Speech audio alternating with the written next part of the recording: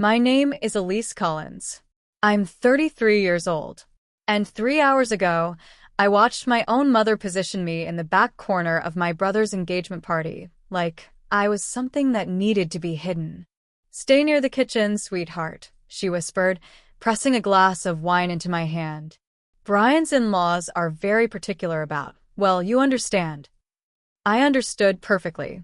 My brother had just gotten engaged to Victoria Montgomery, yes, those Montgomerys, the kind of family whose name opens doors I apparently wasn't refined enough to walk through. Suddenly, my quiet life as a philanthropic strategist was an embarrassment to their carefully curated image. They didn't know that I'd spent the last 2 years advising the Montgomery Foundation on their international giving portfolio. They didn't know that Victoria's father had my number saved under E. Collins priority. They didn't care that I'd helped redirect millions in charitable capital or that my name appeared on donor recognition walls they'd never bothered to visit. To them, I was just the daughter who didn't quite fit, the sister who wasn't polished enough for their country club aspirations. So while they laughed too loudly and smiled too wide, trying desperately to impress the Montgomerys, I stood in my assigned corner and waited. Because across that crowded room, Victoria's father had just locked eyes with me. And the look on his face told me everything was about to change. If you're already wondering how this night is going to end, hit that subscribe button because what happens next is going to rewrite everything my family thought they knew about me. Trust me, you don't want to miss where this goes. Brian has always been the one who knew which fork to use. That's how my mother explained it once, like cutlery was a measure of worth. He was 8 when he charmed the hostess at the yacht club into giving him extra dessert. I was 6, hiding under the table because the noise and the strangers made my chest feel tight. "Brian just has a way with people," my father would say, and the unspoken part hung in the air like smoke, and Elise doesn't. By the time we were teenagers, the pattern was set. Brian played lacrosse and dated girls whose last names appeared on building plaques. I spent weekends in the library and came home with opinions about urban planning that made dinner conversations go silent. He got a convertible for his 16th birthday. I got a practical sedan and a comment about being responsible with money. I stopped trying to compete somewhere around college. It was easier that way, to build a life they didn't understand than to keep failing at becoming someone they'd approve of. So when Brian called last month to announce his engagement, I already knew what was coming. "Her name is Victoria Montgomery," he said, and I could hear the smile in his voice. As in the Montgomery Foundation. Dad's losing his mind in a good way. I offered my congratulations, asked the appropriate questions. And then I heard it, that shift in his tone that I'd learned to recognize over 33 years. "Listen, Elise. The engagement party is going to be, it's a big deal. Very formal. Victoria's family is flying in from Connecticut. There's going to be people from the foundation board, some donors, high profile." "I understand," I said, even though I didn't yet. "Mom's already planning everything. She wants it to be perfect. You know how she gets." I did know. Within 24 hours, my mother had called 3 times. The first call was about the venue, some historic estate with gardens and a string quartet. The second was about the guest list, which she read to me in careful detail, pausing after each name like she was presenting evidence. The third call was different. "Sweetheart, about the party," she began, and I could picture her sitting at the kitchen island, wine glass in hand, choosing her words. "We're just thinking it might be best if you keep a low profile. Nothing dramatic, just..." Victoria's family is very particular about image.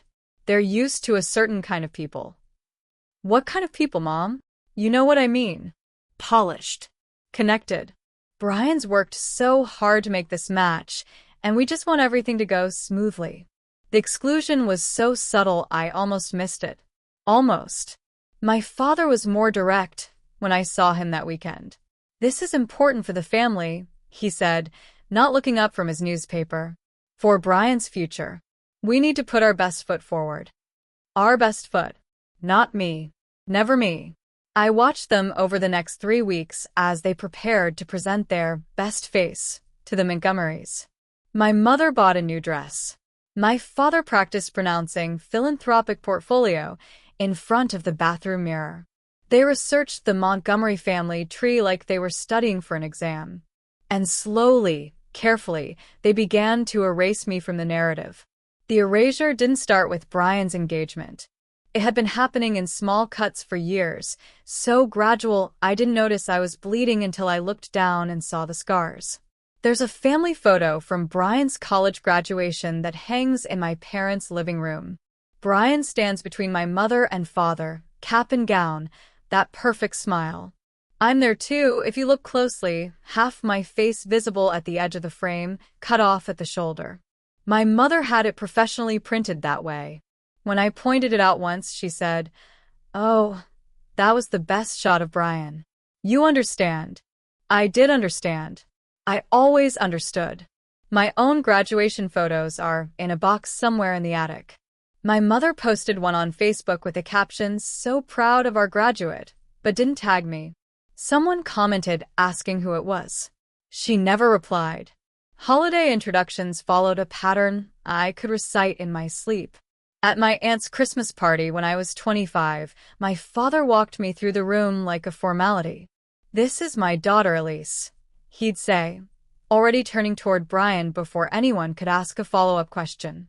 Then, with genuine warmth, "And this is Brian, just made junior partner at Morrison and Fisher."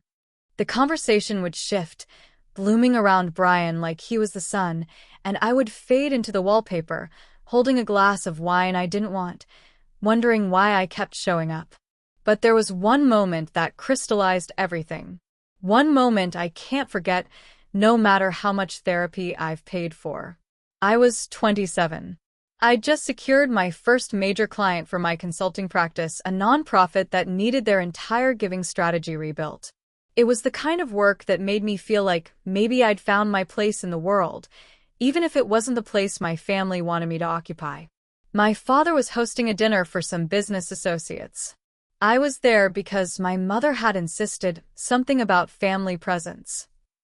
I stayed quiet through most of the meal, the way I'd learned to. Then one of the associates, a man with kind eyes and silver hair, turned to my father and asked about his children. "We have two," my father said, cutting into a steak. "Brian's at Yale Law. Brilliant kid. He'll make partner before he's 35, I guarantee it." The man nodded, impressed, then glanced at me. "And your daughter?" My father paused. I watched him calculate the answer, weighing what sounded better against what was true. "Elise is figuring things out," he finally said, with a tight smile that suggested this was a polite way of saying I was a work in progress, a problem yet to be solved. I had a client contract in my bag worth more than Brian's summer associate salary. I had recommendations from foundation directors whose names my father would recognize if he ever bothered to ask. But I said nothing. I smiled. I excused myself to the bathroom and stared at my reflection in the mirror, trying to remember why I kept trying to earn love from people who had already decided I wasn't worth the investment. That was 6 years ago. The pattern never changed. I just stopped expecting it to. While my family was busy being disappointed in me, I was building something they never thought to ask about. I didn't set out to become a philanthropic strategist. It happened accidentally, the way most meaningful things in my life have happened, quietly without fanfare in the spaces where no one was paying attention. After college, I took a job with a small nonprofit that didn't know how to manage their donor relationships. I reorganized their database, created a giving model that tripled their retention rate, and suddenly other organizations were calling. Within 3 years, I had my own consulting practice. Within 5, I was advising some of the largest private foundations in the country on how to deploy their capital for maximum impact. I helped family foundations navigate generational transitions. I built giving portfolios for tech billionaires who wanted to be remembered for something other than their stock options. I turned guilt money into legacy projects. My client list read like a social register my parents would kill to be included in. The Preston Family Trust, the Ashford Foundation, the Chun Williams Initiative. I'd had coffee with women whose jewelry could fund small countries. I'd presented strategies to boardrooms where the art on the walls was worth more than my childhood home. And I'd done it all under my professional name, E. Collins and Associates, keeping my first name abbreviated, keeping my personal life separate, because I learned early that the moment my family knew I was successful, they'd find a way to make it about them or diminish it into something they could manage. My mother thought I did something with computers for charities. My father believed I was still trying to find my footing in the nonprofit world. Brian once described my work to someone as Elise's little volunteer thing. None of them had ever visited my office. None of them knew I'd spoken at the National Philanthropy Conference 3 years running. None of them had seen my name in the Stanford Social Innovation Review or knew that I'd quietly built a reputation as the person wealthy families called when they wanted to do good without looking foolish. I didn't hide it, exactly. I just stopped offering. Stopped trying to explain what I did at family dinners. Stopped correcting their assumptions. Stopped hoping that one day they'd ask the right questions. The irony was almost poetic. My parents spent their lives chasing proximity to the kind of people I worked with every day. They joined the right clubs, donated to the right galas, bought tables at charity auctions so they could rub elbows with donors whose assistants had my number on speed dial. They wanted access to a world where I already had a key.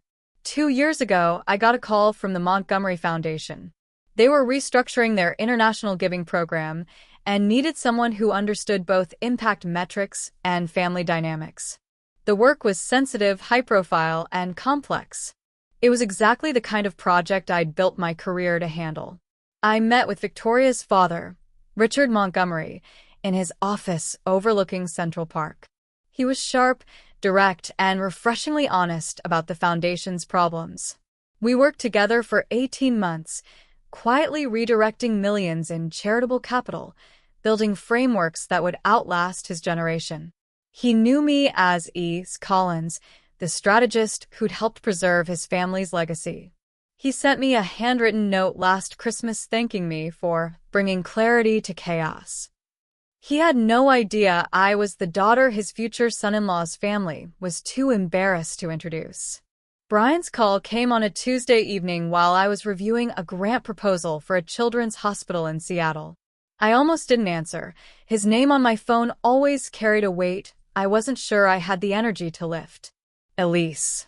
"Hey, I have news," he said, and I could hear champagne glasses clinking in the background. I proposed. She said yes. I set down my pen. "Congratulations, Brian." "That's wonderful." Her name is Victoria Montgomery. You've probably heard of the Montgomery Foundation. They're major players in international development, education, that kind of thing. He said it casually, like he hadn't just name-dropped one of my clients. Dad literally cried when I told him. Mom's already talking about venues. "I'm really happy for you," I said, and I meant it. Whatever else was true about my family, I didn't wish Brian unhappiness. "Thanks. Listen, we're planning an engagement party for next month. Something elegant, you know? Victoria's family is flying in from Connecticut, and there's going to be some foundation board members, a few family friends. It's going to be at the Sutton Estate, you know, that place with the gardens Mom's always talking about." I waited. There was something else coming. I could hear it in the pause.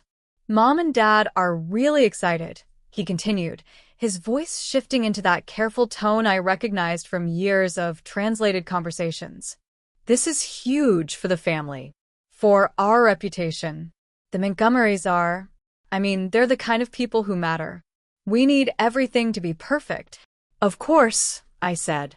"The party's going to be intimate, very curated. You understand, right?" I understood perfectly. I was being uninvited without being explicitly uninvited, given an out so he wouldn't have to say the words directly. "Sure, Brian. I understand." "Great. I knew you'd get it. You've always been so understanding about these things."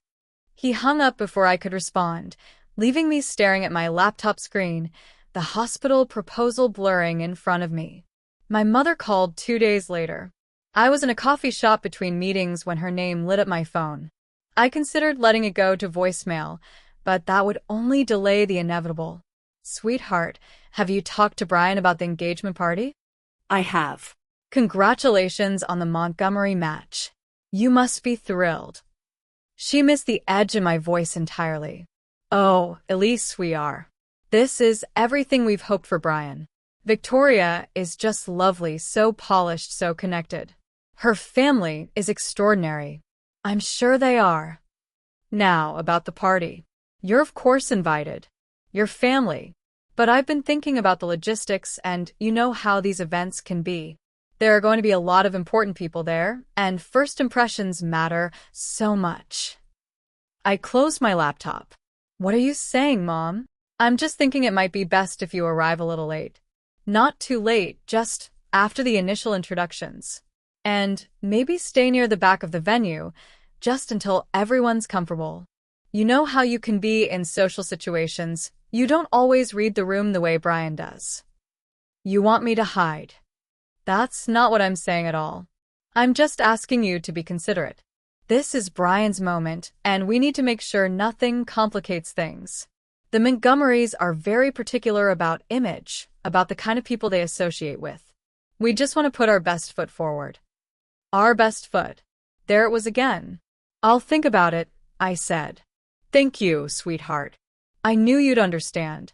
You've always been so good about putting family first. I hung up and sat in that coffee shop for another hour, watching people come and go, wondering what it said about me that I was still surprised by the ways my family could make me feel small.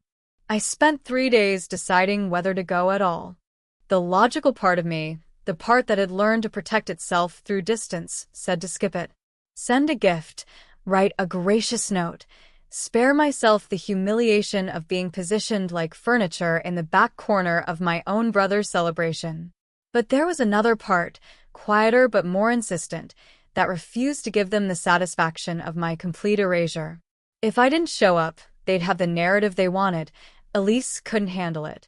Elise knew she didn't fit. Elise made it easier for everyone by staying away. So I decided to go.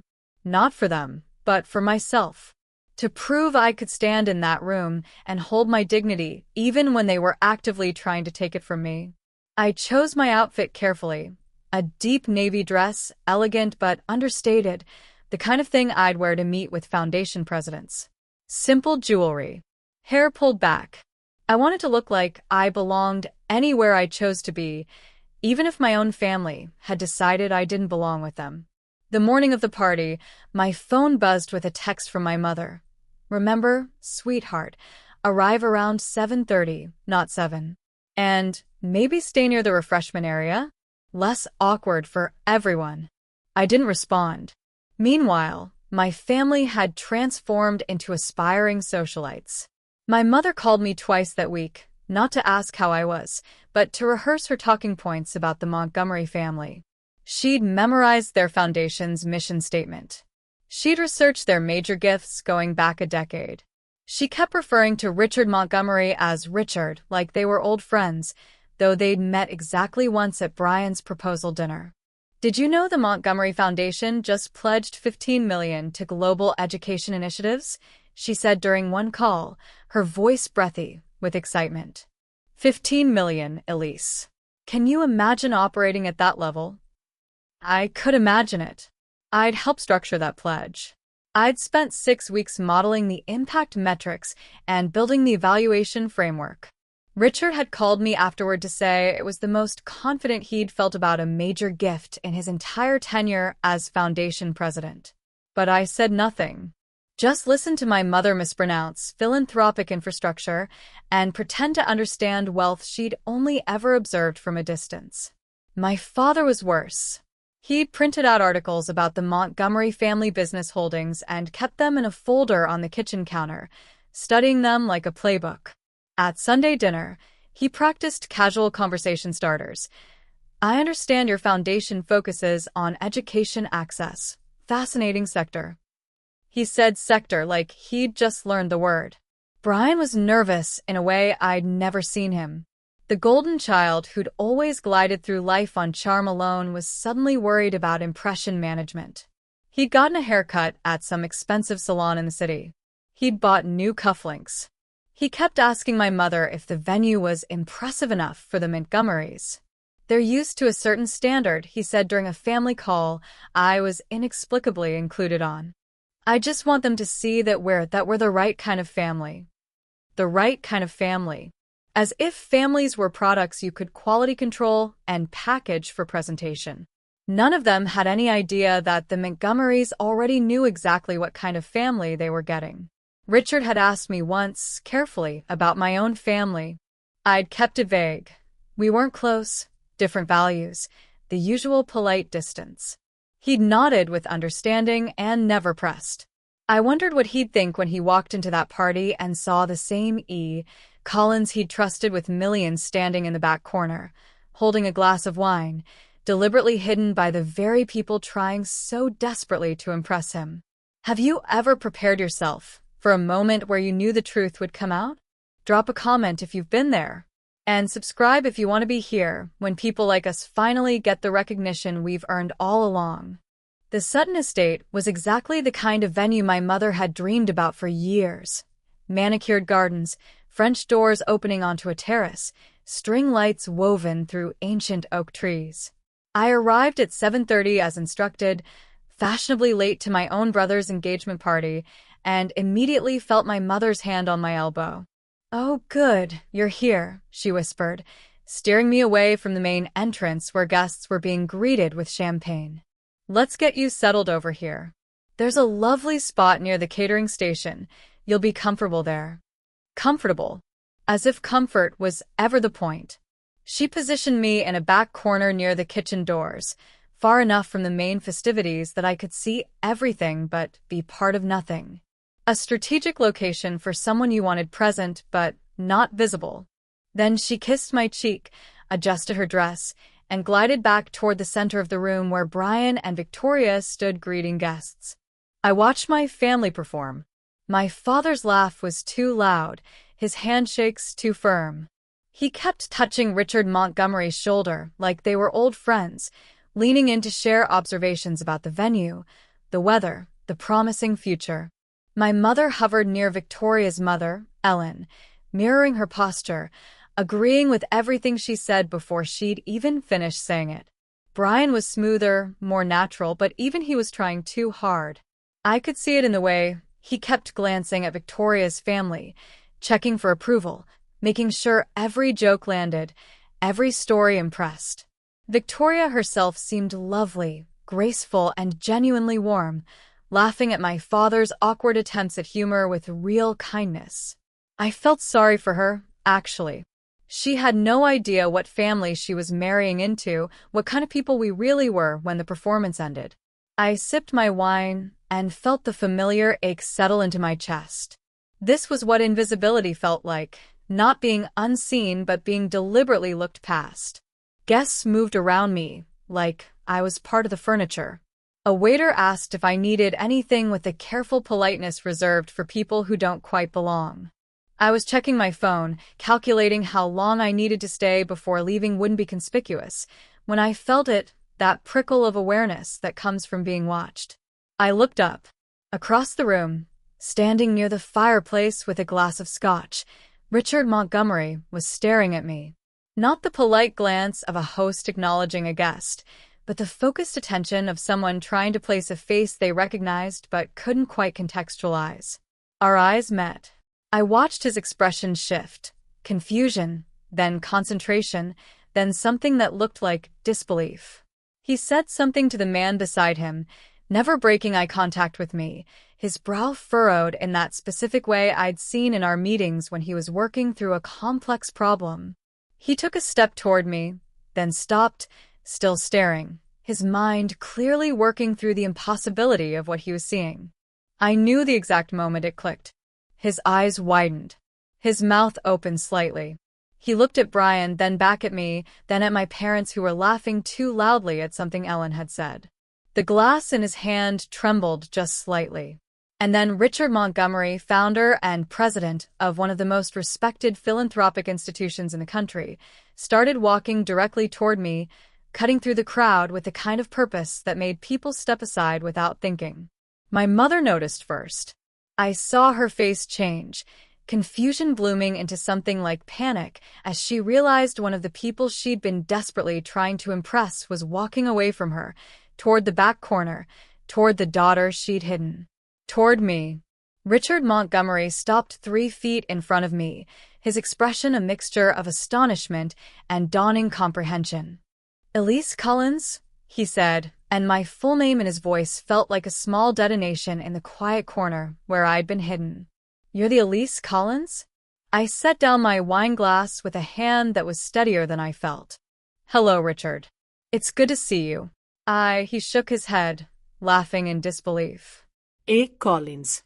"Of course. You're Brian's sister?" "I am. My God." He looked back toward where my family stood frozen, watching us with expressions I couldn't quite read from this distance. "Does Brian know? Do any of them know what you do?" "It's never really come up," I said carefully. Richard's face did something complicated, a flash of anger, quickly controlled, replaced by something gentler. "Elise, you restructured our entire international giving program. You saved us from making a catastrophic mistake with the education initiative. I have your frameworks on my desk right now." He turned, gesturing to Ellen across the room. Ellen. "Come here. You need to meet someone." "Richard, you don't have to." "Don't have to what?"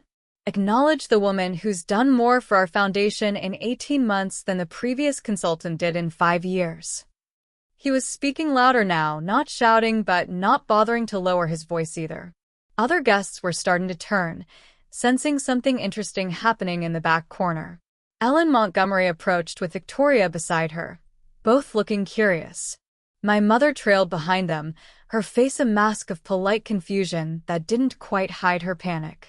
"Ellen, Victoria, this is Elise Collins." Collins e Associates. Ellen's eyes widened. "The Elise Collins?" "From the Philadelphia conference." She reached for my hand, her grip warm and firm. "Your presentation on generational wealth transition was brilliant.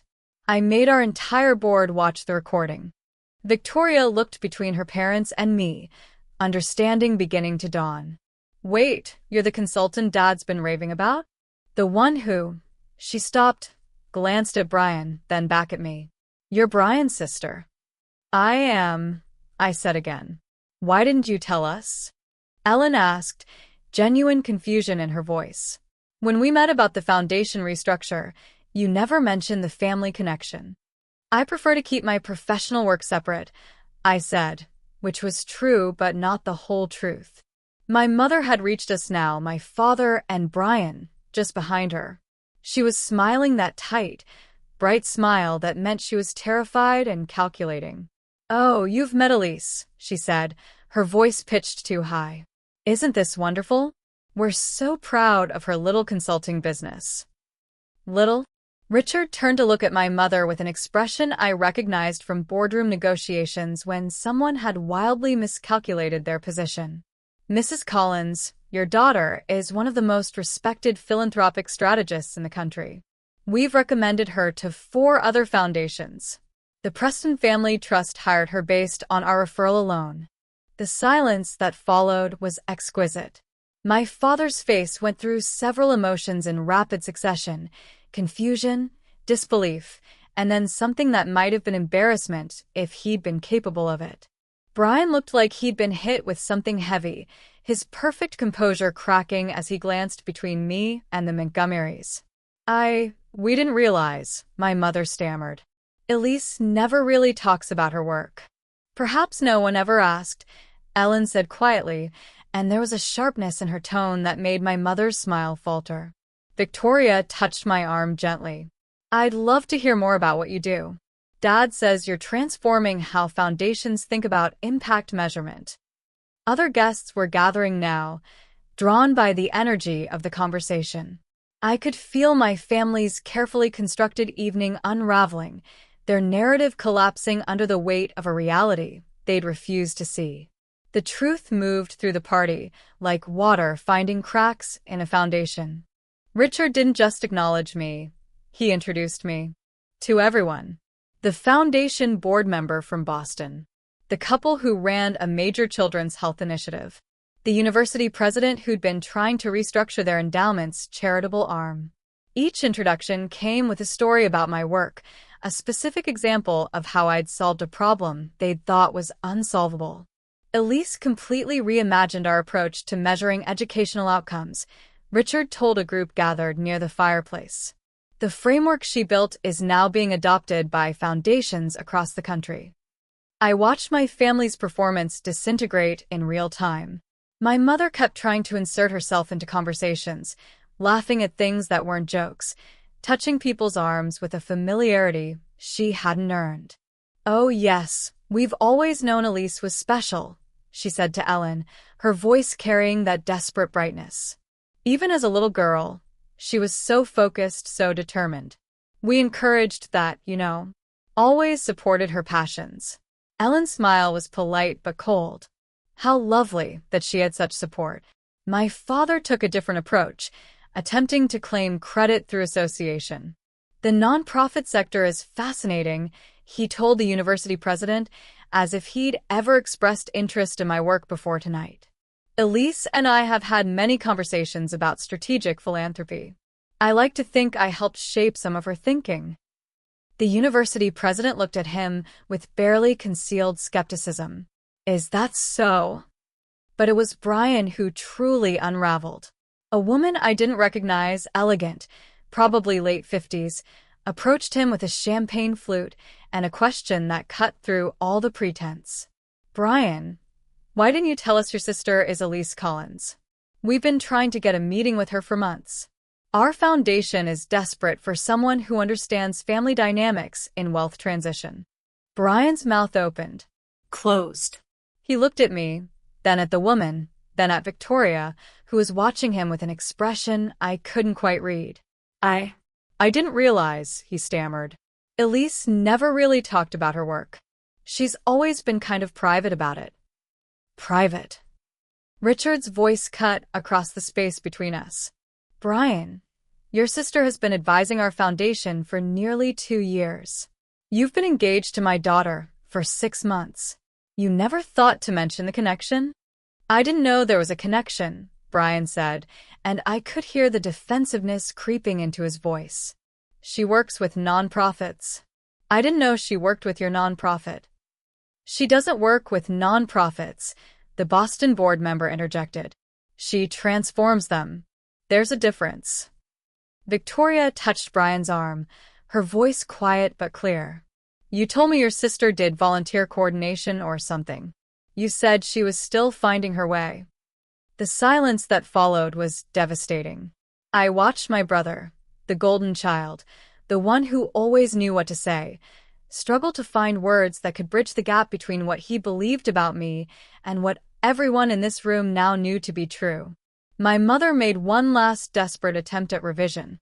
"We've always been so proud of Elise's projects," she announced to no one in particular, her voice too loud in the quiet room. "Haven't we, Donald?" Always encouraged her to follow her dreams, even when she chose such an unconventional path. "Unconventional," Ellen repeated, and there was steel beneath the silk of her voice. "Mrs. Collins, your daughter is shaping the future of institutional philanthropy. Stanford wrote a case study about her work. She's been profiled in the Chronicle of Philanthropy.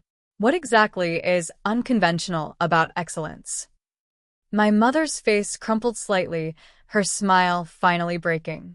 She looked at me then, really looked at me, and I saw something I'd never seen before in her eyes, the dawning realization that she'd miscalculated, that she'd spent 33 years dismissing someone who'd been valuable all along.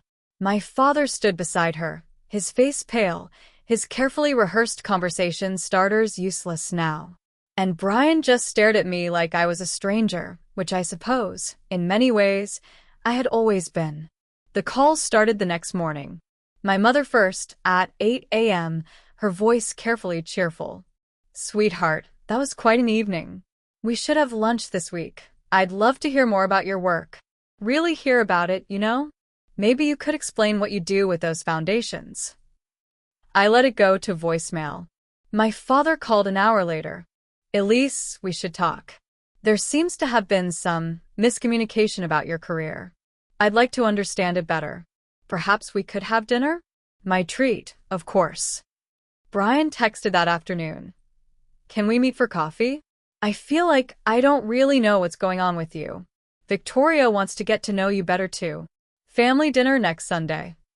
For 3 days, they circled, reaching out with carefully worded messages that never quite apologized but suggested a willingness to reconsider, to reconnect, to finally see me after 33 years of looking past me. On the 4th day, I drove to my parents' house.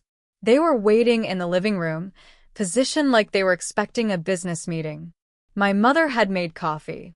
My father sat in his usual chair, and Brian perched on the arm of the sofa, all three of them wearing expressions of cautious hope. Elise, my mother began, we're so glad you came. We've been thinking a lot about the party, about your work. Stop, I said quietly, and something in my tone made her pause. I need to say something, and I need you to just listen. I sat down across from them, my hands folded in my lap, my voice steady. You don't get to be proud of me now. My mother's face crumpled. Sweetheart. Please. Just listen. I took a breath. For 33 years, you treated me like I was something to be managed. Something embarrassing. Something that needed to be hidden or explained away or cropped out of family photos. You didn't ask about my work because you didn't think it mattered. You didn't introduce me at parties because you didn't think I added value. You positioned me in the back corner of Brian's engagement party because you believed I would tarnish your image. We didn't mean my father started. Yes, you did. You meant exactly that. And now, because the Montgomerys happen to know who I am, because it turns out I'm valuable to people you want to impress, suddenly you want family dinners. Suddenly you want to understand my work. Suddenly, I'm worth knowing. Brian shifted uncomfortably. Elise, that's not fair. We just didn't realize. You didn't realize because you never asked. In 2 years of working with the Montgomery Foundation, not once did any of you ask me who my clients were. Not once did you consider that maybe my little nonprofit thing was actually something significant. You decided who I was 33 years ago, and you never bothered to check if you were wrong. The silence in the room felt heavy, like something with weight. I'm not angry, I continued, and I realized it was true. The anger had burned itself out somewhere between the party and this moment, leaving behind something clearer. I'm just done. Done shrinking to fit your idea of who I should be. Done waiting for you to see me. Done hoping that maybe this time you'll value me for who I actually am instead of being disappointed that I'm not Brian. My mother was crying quietly. My father looked older than I'd ever seen him. Brian stared at his hands. I don't need your approval anymore, I said. I don't need you to be proud of me or claim me or introduce me as anything other than what I've always been, your daughter, who never quite fit. I needed that once. I needed it desperately. But I built a life without it, and that life is enough. What are you saying? My mother whispered. I'm saying that if you want a relationship with me, it has to be real. Not because I'm useful now. Not because the Montgomerys validated me. But because you actually see me and value me, even when there's no social capital to be gained from it. I stood up. I'm not sure you're capable of that. But I'm done waiting to find out. I walked to the door, then paused, looking back at them. Richard Montgomery sent me a message yesterday. He wants me to consider joining their board. Ellen asked if I'd speak at their annual conference. Victoria invited me to lunch, just the two of us, because she thinks we'd be friends. I smiled, and it felt genuine. I'm meeting with all of them, not because they're connected to Brian, but because they saw me first, before any of you did. I left them sitting in that living room with their coffee growing cold and their careful plans for reconnection scattered, like something broken. And for the first time in my life, I drove away from my family's house feeling whole. That drive away from my parents' house, that moment of finally choosing myself, that's what this channel is about. If you want more stories about people who refuse to stay small, who walked away from toxicity and found their worth. Subscribe. Because we're just getting started. 3 months later, I sat in my office overlooking the city, reviewing proposals for a new foundation launch, when my phone buzzed with a message from Victoria. Lunch next week? Ellen wants to talk to you about something big. Also, I miss you. How is that possible when we barely knew each other before? I smiled, typing back a yes before setting the phone down. The morning light fell across my desk, illuminating the framed photo I'd recently added, me and Ellen and Victoria at the Foundation's annual gala, the three of us laughing at something Richard had said off camera. It sat next to my degrees and the industry awards I'd never bothered to display before, not because I was hiding them, but because I hadn't needed external validation to know they mattered. My mother still called occasionally, her messages tentative and carefully worded. My father sent articles about philanthropy with notes like, "Thought you'd find this interesting." Brian had apologized, eventually, in his own limited way, more sorry that he'd been wrong than sorry for how he'd treated me. I responded when I had the energy. Sometimes I didn't. I was learning that I could love them from a distance without letting them define my worth. The foundation board position Richard had offered sat in my calendar for next month, my first official meeting as the youngest board member in the Montgomery Foundation's 70-year history. Not because I was Brian's sister, but because I'd earned it through years of work they'd never bothered to see. My family's recognition had come too late, built on the wrong foundation, motivated by shame rather than love. But my own recognition of my value, my accomplishments, my right to take up space without apology, that had come exactly when it needed to, right on time.